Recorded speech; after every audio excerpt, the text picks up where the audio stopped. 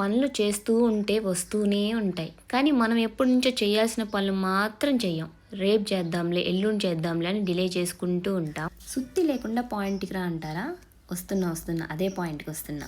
So ఈ day 2/30 days ఛాలెంజ్లో నాకు pending ఉండే పనులన్నీ, అలాగే నా డైలీ రొటీన్ పనులన్నీ చేసి మీకు చూపిద్దాం అనుకుంటున్నాను. చిన్న బెడ్రూమ్ నేను ఎలా యూస్ చేస్తానంటే, హాల్లో, కిచెన్లో, పెద్ద బెడ్రూమ్లో ఉండే అడ్డాలన్నీ తెచ్చి ఈ చిన్న బెడ్రూమ్లో పెడతా. అందుకే అప్పుడప్పుడు ఈ టాస్కులు.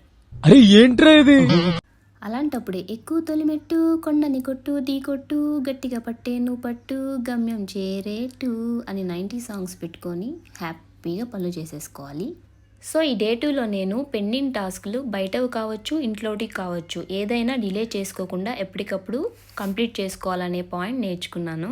సో అందుకే ఈరోజు నేను గబగబా అన్నీ నా మార్నింగ్ రొటీన్ పనులన్నీ కంప్లీట్ చేసేసుకున్నాను. ఈ పని ఉందనేసి అప్పుడప్పుడు బీరువాలో నుంచి కానీ, ర్యాక్స్లో నుంచి కానీ శారీస్ కావచ్చు, బ్లౌజెస్ కావచ్చు, బ్యాగ్స్ కావచ్చు, ఏదైనా కానీ తీసి కొంచెం సేపు ఫ్యాన్ కింద కానీ, ఎండలో కానీ ఆరబెట్టుకొని అలా ఫోల్డ్ చేసేసుకొని నీట్గా పెట్టేసుకుంటే కొంచెం బ్యాడ్ స్మెల్ రాకుండా ఉంటుంది.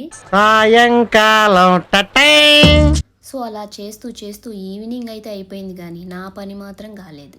నేను పోతాను, నాకు ఇది వద్దన్నయ్య.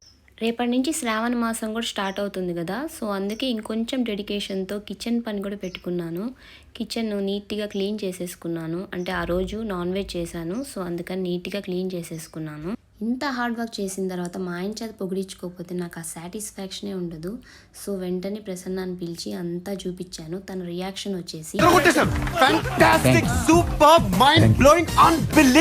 అన్నీ ఒక ఎత్తు అయితే ర్యాక్లో ఉండే బట్టలు అన్నీ తీసి ఫోల్డ్ చేసి పెట్టుకుంటే చూడడానికి చాలా బాగుంటుంది. నా డే 2 ఛాలెంజ్ అయితే కంప్లీట్ అయిపోయిందో.